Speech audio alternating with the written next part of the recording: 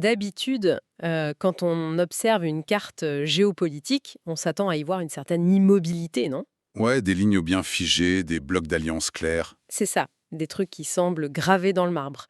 Mais dès qu'on commence à regarder ce qui se passe sous la surface, et là je veux dire littéralement dans le sous-sol, bah cette belle carte bien nette commence à trembler. Ah ça oui. Les plaques tectoniques bougent et de manière assez spectaculaire en ce moment. Totalement. Et notre analyse d'aujourd'hui, notre plongée dans les sources, elle nous emmène exactement à l'épicentre de ces secousses. En Afrique du Nord. Voilà, en Afrique du Nord et plus précisément en Algérie. Parce que l'objectif de notre exploration, pour ceux qui nous écoutent, c'est de comprendre comment des ressources, des trucs restés enfouis pendant des décennies, sont en train de redessiner complètement les rapports de force mondiaux. Et c'est fascinant parce que ça se passe maintenant. Exactement. Et pour mener cette analyse, on s'appuie sur un document exclusif. C'est un essai qui s'intitule, je lis le titre, Souveraineté algérienne et le nouvel axe énergétique mondial. Un titre qui annonce la couleur. Ah oui, complètement. Il faut le préciser d'emblée, c'est un texte qui est très très fortement orienté. Le ton est résolument pro-algérien, très passionné, et il est super critique envers les pays voisins. Très critique, oui. L'auteur n'hésite pas à utiliser des termes vraiment chargés, hein. Il parle de propagande, de naïveté politique, ou même de trahison. Et c'est pour ça qu'il est crucial de poser le cadre de notre démarche dès le départ. Je préfère le rappeler, notre objectif ici, ce n'est absolument pas de prendre parti. Bien sûr que non. On n'est pas là pour valider ni pour invalider d'ailleurs. Ces termes politiques très lourds ou cette rhétorique, disons, très enflammée de la source. On n'est pas des juges. Exactement. Ce qui nous intéresse en tant qu'analystes, c'est d'extraire les données factuelles. C'est de comprendre les mécanismes économiques en jeu. Ouais, regardez les accords industriels réels qui sont mentionnés dans le document, quoi. C'est ça. C'est ce travail de filtrage rigoureux qui va nous permettre de saisir la situation concrète sur le terrain de manière totalement neutre et objective, sans se laisser emporter par le discours militant. Bon, décortiquons tout ça. Allons-y. On va commencer par ce que le texte appelle un rêve qui attend depuis 60 ans. Ah oui, Garat Djebelet. Voilà, on part à Tindouf, c'est dans l'extrême sud-ouest de l'Algérie. Là-bas se trouve le gisement de fer de Gara Djebelet. Un endroit assez isolé. Très isolé, oui. Et d'après notre source, c'est l'un des plus grands gisements au monde. Pourtant, le truc est resté totalement inexploité depuis les années 60. Et on comprend pourquoi. Bah oui, quand on y pense, exploiter du fer en plein milieu du Sahara sans aucun port à proximité, ni même un véritable réseau ferroviaire, c'est mission impossible. C'est clair. L'auteur explique d'ailleurs que l'investissement de départ semblait totalement impossible à rentabiliser. C'est comme si, je sais pas, on avait trouvé un coffre-fort géant dans son jardin, mais qu'on n'avait pas la clé pendant un demi-siècle. C'est une bonne image, ouais. Et là, soudainement, t'as un partenaire inattendu qui débarque avec la combinaison du coffre. Et pas seulement ça. Il arrive avec le financement et surtout un espèce de tuyau d'aspiration industrielle géant. Et cet acteur, c'est la Chine. Ah, la Chine évidemment. Le document détaille un accord historique qui a été signé en 2022 entre l'Algérie et un consortium d'entreprises chinoises. Et c'est cet accord qui déverrouille littéralement toute la région. D'accord, mais concrètement, ça avance vite? Très vite.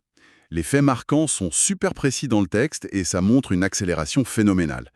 L'année 2025, par exemple, est fixée comme l'année du grand lancement. Pour la première ligne de production de fer, c'est ça? Exactement. Avec un objectif initial affiché qui est de produire entre 2 et 3 millions de tonnes par an. C'est déjà énorme. Attends, c'est pas fini. La projection à terme, une fois la vitesse de croisière atteinte, pourrait dépasser les 40 millions de tonnes annuelles. 40 millions. Ah ouais, on change complètement d'échelle là. Totalement. Mais, comme tu l'as souligné avec ta métaphore du tuyau d'aspiration, le projet ne s'arrête pas à la simple extraction minière. Ce serait trop simple. Bien sûr. Le problème, c'était le transport, de toute façon. Voilà.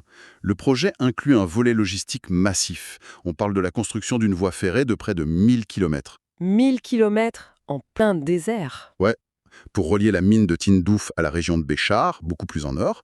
Et en plus de ça, la construction d'immenses usines de concassage et de transformation directement sur place. C'est fascinant parce que on ne parle plus juste de creuser un trou pour revendre de la terre rouge brute. C'est ça l'ancien modèle. C'est ça. Là, c'est différent. Là, c'est carrément toute la chaîne de valeur métallurgique qui est construite à partir de zéro au milieu du Sahara. Mais au-delà de l'exploit technique de l'ingénierie, je me demande quel est l'impact réel de cette alliance sino-algérienne sur l'économie locale. Ce qui est fascinant ici, c'est la répercussion immédiate sur la structure même de l'économie algérienne. Ah bon? De quelle manière? Selon la source, le démarrage de Garadjibélé marque en fait la fin pure et simple de la dépendance de l'Algérie aux importations de fer et de billettes d'acier. Oh, d'accord. Ils n'auront plus besoin d'en acheter à l'étranger. C'est ça, des importations qui coûtaient très cher en plus. En produisant et en transformant son propre minerai, le pays va provoquer une baisse significative des prix des matériaux de construction sur son marché intérieur. Et quand on connaît les besoins gigantesques en logement et en infrastructure en Afrique du Nord, c'est clair que c'est un levier de croissance massif. Exactement. Et au-delà même de ses propres frontières, le fait de maîtriser cette chaîne logistique grâce à la technologie ferroviaire chinoise, ça ouvre une voie royale à l'Algérie. Pour exporter. Oui, pour devenir un fournisseur majeur et super compétitif sur le marché africain émergent. En gros, on passe d'un potentiel géologique dormant à un véritable moteur industriel actif. Donc c'est une transformation radicale de la géographie économique locale. Tout à fait.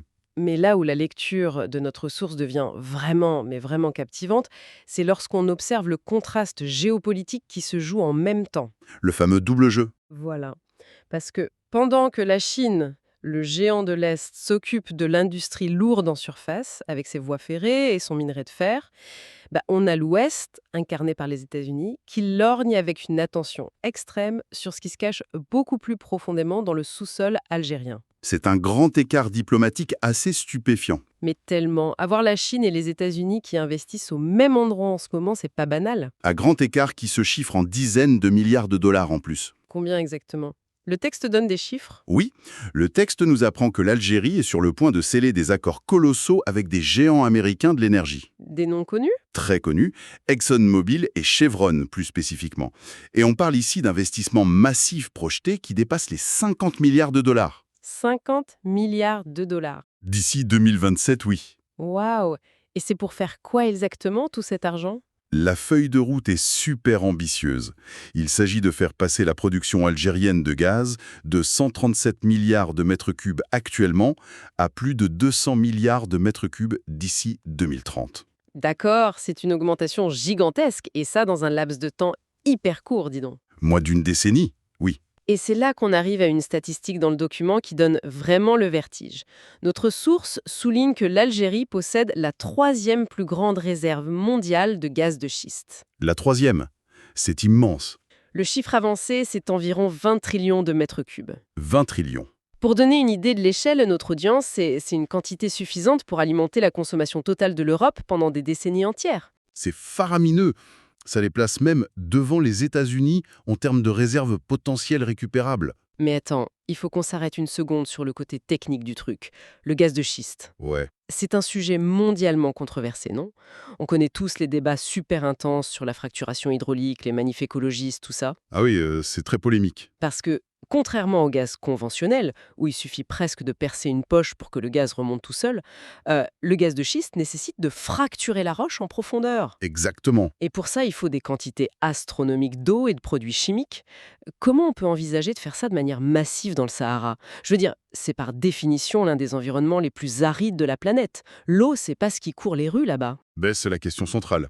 Et c'est très précisément ce qui explique la présence américaine dans ce dossier. Ah, d'accord. La source en parle aussi? Oui, la source reconnaît l'existence de ces débats environnementaux. L'auteur n'élude pas le sujet. Cependant, le document affirme que le pays avance, je cite, « avec détermination pour exploiter cette ressource ». Malgré le manque d'eau? Mais comment? Eh bien, c'est là que la technologie de pointe des firmes comme Chevron et ExxonMobil entre en jeu. Ces géants américains, ils ont passé la dernière décennie à perfectionner la fracturation hydraulique dans des zones hyper arides aux États-Unis. Ah, genre au Texas? Au Texas, au Nouveau-Mexique, des endroits où l'eau est aussi très rare. D'accord, je vois. Et ils ont trouvé des solutions? Oui, ils ont développé des systèmes en circuit fermé, des techniques de recyclage des eaux usées à très très haut rendement, et même des méthodes de fracturation qui utilisent d'autres fluides que l'eau douce. Ok, donc c'est pas juste un chèque que les Américains apportent. Pas du tout. L'Algérie ne s'associe pas aux Américains uniquement pour leurs capitaux, mais surtout pour ce transfert de technologie hyper spécifique. C'est ça qui permet de rendre l'extraction du schiste viable dans un environnement désertique aussi complexe. Donc si on suit cette logique présentée dans le texte, c'est un mariage de raison parfait. Sur le papier, oui. Mais au-delà de la prouesse technologique, il y a forcément un impératif de timing. Je veux dire, Pourquoi lancer un projet aussi gigantesque et controversé maintenant? Pourquoi pas il y a 10 ans ou dans 10 ans? L'explication, elle réside dans une convergence inédite de nécessités géopolitiques. C'est-à-dire? D'une part, on a une nécessité interne pour l'Algérie d'accélérer drastiquement sa croissance économique nationale. Logique, oui. Et d'autre part, on a une opportunité externe sans précédent. Et cette opportunité, c'est l'Europe. Ah, bien sûr, la crise énergétique. Exactement. Depuis la réorganisation énergétique mondiale qu'on a tous suivie récemment, l'Europe est désespérément en quête d'alternatives viables, sûres et massives au gaz russe. La demande a complètement explosé. C'est la loi de l'offre et de la demande géopolitique dans toute sa splendeur, quoi. Absolument. L'Europe a tellement soif d'énergie, l'Algérie est littéralement assise sur un océan de gaz, et les États-Unis arrivent en disant «On vous fournit la paille haute technologie pour l'extraire». C'est une très bonne façon de le résumer. Et l'atout majeur de l'Algérie, ce qui la rend si incontournable, c'est qu'elle dispose déjà des infrastructures stratégiques critiques. Les pipelines. Oui, notamment les immenses gazoducs transméditerranéens qui relient déjà l'Algérie directement à l'Italie et à l'Espagne. Ah oui, donc le tuyau vers l'Europe est déjà branché. Voilà. Dans ce contexte précis, l'extraction du gaz de schiste, rendue possible par la technologie américaine, devient un levier diplomatique redoutable. Ça change complètement la donne. Ça positionne le pays non pas comme un simple fournisseur de secours temporaires, mais vraiment comme le pilier incontournable de la sécurité énergétique européenne pour les décennies à venir. Le document présente ça comme le triomphe du pragmatisme économique et stratégique pur. Ouais, je comprends. Bon, si on résume un peu la situation à ce stade de notre analyse. Vas-y. On a des montagnes de fer en développement à la frontière sud-ouest avec les Chinois. On a des réserves immenses de gaz profond au sud avec les Américains. T'as des superpuissances impliquées, des dizaines de milliards sur la table. Ça fait beaucoup d'un coup. Ça fait énormément. Et on se doute bien que tout cela ne se passe pas dans une bulle isolée et super paisible. Je veux dire, quand des sommes pareilles et des enjeux globaux se concentrent soudainement dans une région frontalière qui était restée, disons, calme pendant des décennies, les voisins ne peuvent pas juste s'en réjouir tranquillement. C'est évident. Ça attire inévitablement des frictions, c'est mathématique. Si l'on relie ça à la situation globale, c'est clair. L'émergence soudaine de ce nouvel épicentre économique et industriel modifie de fait les équilibres de pouvoir régionaux. Ça bouscule tout le monde. Et ça nous amène directement aux tensions diplomatiques soulevées par notre source, non? Exactement. Particulièrement autour de la fameuse mine de Garadjibilet dont on parlait au début. Ah voilà, parce que ce gisement colossal de fer, il est situé tout près de la frontière, c'est ça? Très près de la frontière, oui. Et d'après le document que nous décortiquons, le Maroc conteste vivement cette exploitation unilatérale par l'Algérie. Très vivement, oui. La contestation marocaine s'appuie sur ce qui est présenté comme une violation d'un accord bilatéral qui date de 1972, et la tension est telle, enfin d'après la source, qu'il y a des menaces de porter cette affaire devant les plus hautes instances comme les Nations Unies ou le Conseil de sécurité. C'est ce que rapporte le texte, en effet. Mais attends, il y a un truc qui me chiffonne ici. Si le droit de l'Algérie à exploiter cette mine est aussi incontestable que l'affirme l'auteur de ce texte très pro-algérien, pourquoi le Maroc prendrait-il le risque politique et diplomatique de brandir la menace de l'ONU? Il doit bien y avoir une part d'ambiguïté dans cet accord de 72 pour qu'il s'en serve comme levier, non? On ne brandit pas l'ONU pour rien. C'est ici que notre devoir d'analyse neutre est le plus sollicité, franchement. Je t'écoute. Parce que le texte source est particulièrement incisif sur ce point, et il rejette en bloc, mais alors totalement, toute légitimité à la position marocaine. Il n'y voit aucune ambiguïté. Aucune. Si l'on extrait l'argumentaire factuel et juridique qui est présenté par l'auteur, la position algérienne repose sur la nature même de cet accord de 72. Qu'est-ce qu'il dit, cet accord, selon l'auteur? Selon le document, ce texte historique était purement et simplement un accord de délimitation territoriale. Son objectif, c'était juste d'acter officiellement les frontières héritées de l'époque coloniale. Ah, c'est le fameux principe de l'uti possidetis juris, c'est ça? C'est exactement ça. Et le texte insiste lourdement sur un point de droit précis. Il dit qu'il n'existe, dans cet accord de 1972, aucune clause juridique contraignante qui obligerait à une exploitation conjointe indéfinie. D'accord. Et aucune contrainte interdisant à l'Algérie d'exploiter seule ses propres ressources naturelles une fois que la frontière est reconnue de part et d'autre. Donc si je comprends bien, il n'y a, selon cette lecture spécifique, aucune obligation de partager les bénéfices à parts égales, par exemple. Non, aucune. Et aucune contrainte non plus d'exporter ce minerai de fer via les ports de l'État voisin, comme ça a pu être évoqué dans le passé. En gros, le texte affirme que c'est le droit international fondamental qui s'applique. Un État pleinement souverain gère les minerais de son propre sous-sol, comme il l'entend, point final. C'est l'argumentaire principal. Mais alors sur quoi joue la partie adverse? Pourquoi le conflit persiste? C'est toute la subtilité des traités historiques qui ont été conclus à une époque où la faisabilité technique de l'exploitation n'existait même pas. On l'a dit, c'était impossible dans les années 70. Voilà, des intentions de coopération future ont pu être formulées à l'époque, dans les années 70. Mais selon la source que nous analysons, elles n'ont aucune force coercitive aujourd'hui face à la souveraineté territoriale qui, elle, a été actée.